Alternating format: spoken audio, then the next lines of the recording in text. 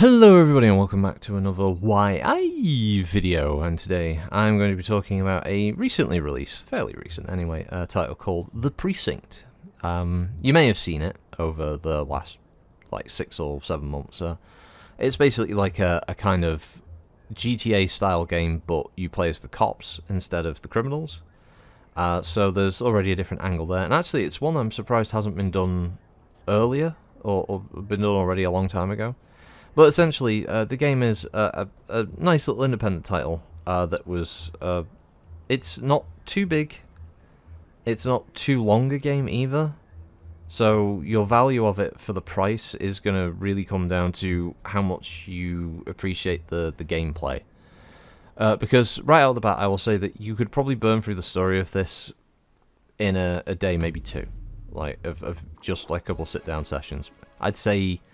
if you were just doing the story stuff, you could probably get the game finished in about 5 or 6 hours, as far as story is concerned. There is stuff to do after the story, but yeah, if you're expecting a kind of much longer, more detailed or diverse set of missions and stuff to do, you might be left a little bit wanting. But the one thing I will say about the game is that it's a great foundation for any future titles if they want to do like a sequel to The Precinct and move it to a different time period. I think it could really work, because there's some really good systems in there. Basically, The Precinct is you play as a rookie cop who's just joined the Averno City Police Department, and from there you basically just do your shifts as a cop. There's a few different ones, like foot patrol, like vehicle patrol, and there's supposed to be different objectives to how you're doing, whether you're doing parking tickets, looking for speeding cars, trying to cut down on gang violence, all of these different things.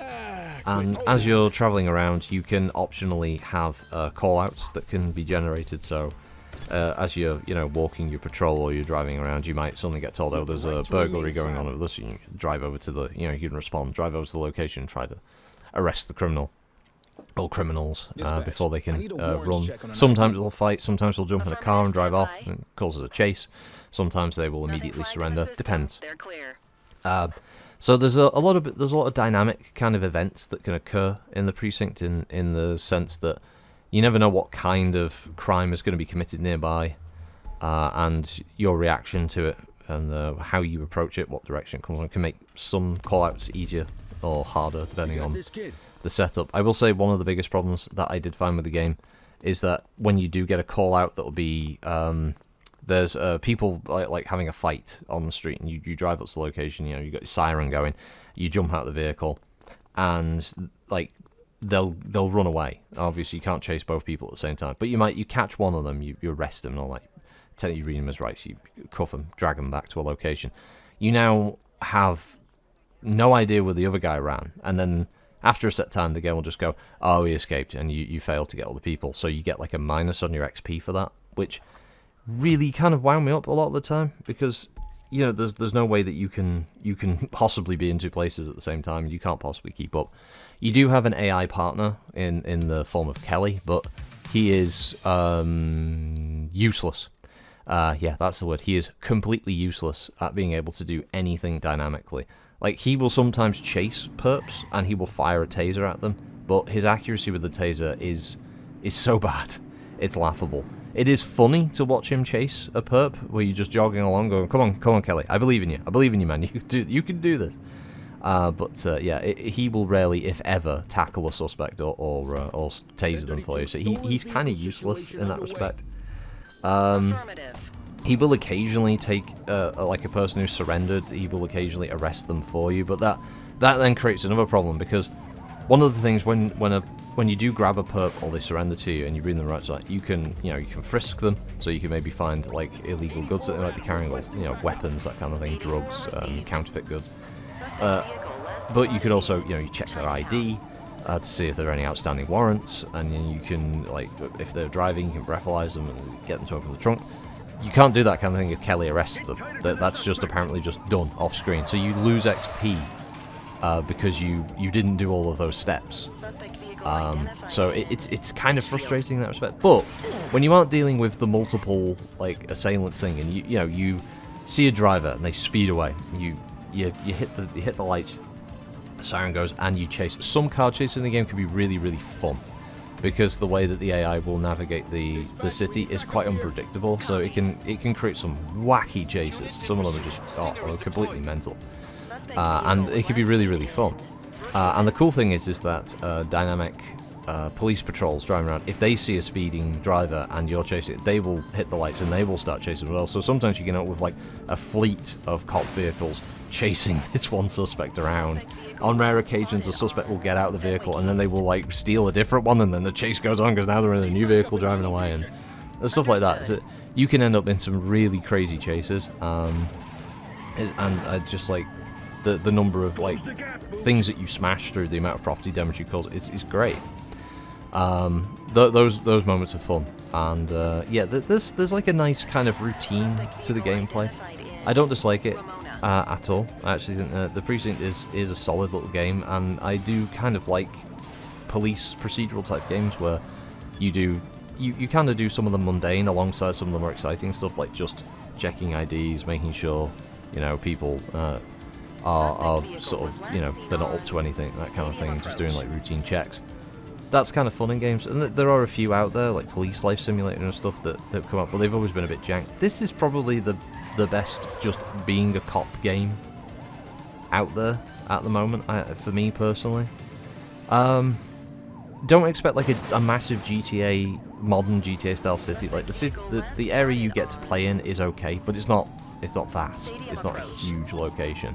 It's more than enough to go driving around in and having like long high speed chases, but it's not a location that expands much past that, which is a shame. I really think that they could have added more districts and stuff for you to slowly unlock in the game to make the city bigger and bigger, so you had like what felt like a big sprawling kind of cityscape to drive around and that kind of thing.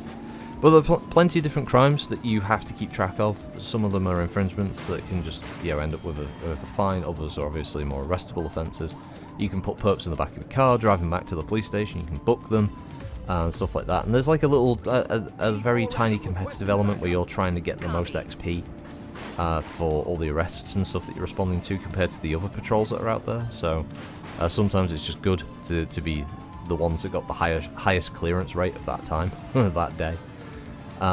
You can even do missions in a police helicopter as well, so you're just flying around giving support to other officers, so you'll get call-outs and then you have to keep the light on perps who are fleeing the scene, and you can use your loudspeaker to obviously demoralize them, basically shouting like, "Give up, creep," that kind of thing, and eventually the little bar will go down, they'll just surrender. And you have a support ability, so while you're chasing anyone on foot, if you're close enough or driving close enough to them, you will build up this little meter, and then every so many chunks of that meter you can use abilities, so you can do things like deploy spike traps for car chases, roadblocks, you can call in other vehicles to support other officers on foot. You can level up as well, and level ups will unlock new things like more guns that you can use. So you start with your trusty sidearm, but you can get like rifles, SMGs, shotguns. I mean, you can run around with a fucking Scorpion SMG if you want, or an Uzi. Very 80s, rule of cool type stuff. And there are multiple police vehicles that all have like their own different handling. So your standard squad car, but you can get like a station wagon, a pickup truck, a riot van. I think there's even like a Dodge Charger type thing. So you can unlock lots of a bunch of different vehicles you can swap to at any time. You do go through things like shootouts as well and stuff like that in the traditional like GTA 1 and 2 type affair. But the shooting is not very rewarding, it's not fun. It's a little bit janky because of the way that the camera sometimes thinks you're trying to shoot the ceiling where you're aiming the mouse. So you can end up in situations where you're just like firing rounds into the floor or the wall or the ceiling because the game thinks that's what you're aiming at. And shootouts can be kind of frustrating because the AI are just... Sometimes there are so many AI all firing at you one after the other that you can't not be hit, which is a little shit. So it's a bit annoying like that. Later on as well, you unlock... there are a few side things, but as I said, outside the main story, there isn't a hell of a lot of outside material to sort of be getting on with. There is a serial killer plotline that has its own thing that plays through quite slowly, with an okay conclusion. There's a street racing scene that has a bunch of fun little races, but some of them can be very frustrating at the same time. Like, the devs just kind of committed an age-old sin of driving games where they always have a car that is just always capable of catching up to you and always capable of overtaking you if you make the tiniest mistake. So some of the races can be very frustrating and mean multiple restarts. Because trust me, these races, these like young kids who apparently have nothing left to live for, they will ram you off the road, they will barrel roll themselves across a highway, they will drive into oncoming traffic in this street race. It's insane. It can make for some incredible like pile-ups and stuff, but it can be very frustrating if you're trying to get the top spot in the race. There's also time trials as well, but it's basically just, you know, race the clock rather than race other cars. So the side content is pretty flimsy. Like, the main story has you sort of taking out the gangs as well, like gaining evidence against them. And there are 2 gangs, and I was really hoping that those 2 initial gangs would, like, they were the sort of starter one, and then once you dealt with that, it was like, oh, there's a wider conspiracy, and then more gangs would start appearing. But unfortunately, no, there's just the 2.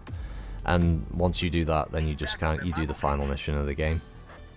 And that's kind of it, which is a bit unfortunate. As I said, that it does come down to, ultimately, if you like the concept of the game combined with the price, if you don't mind it, it is a good game. The Precinct is fun. I do think there are a few issues. They have been patching, but I do think it's a really great start point for what could be a good little series of Precinct titles, where maybe they can increase the scope, add more things, like being able to do, like, obviously silly things like boat patrols, for instance, being able to you know, take out HQ, this is Kelly. I need a plate police boats going up like canalways and rivers, or like chasing perps out into the ocean and like getting this crazy gunfights with like drug dealers and stuff.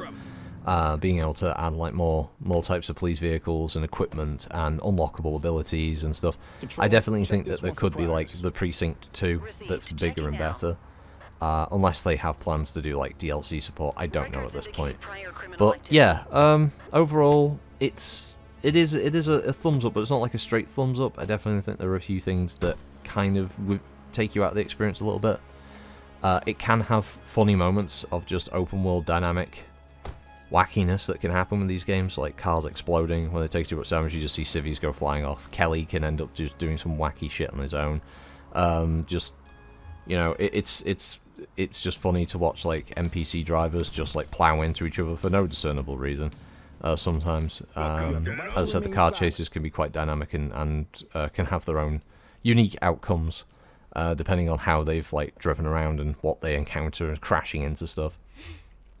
But yeah, it's overall it could be a fun little time waster, but I don't think you'll play it for an extended amount of time, for instance. But yeah, overall, it's fun. It's a decent game. So, I haven't got much else to say about it. But yeah, that is the Precinct. And as always, thanks for joining me for a YI, bit of gameplay footage in the background, so you can see it, on the go. And yeah, until then, have a good one all, and I'll catch you in the next one.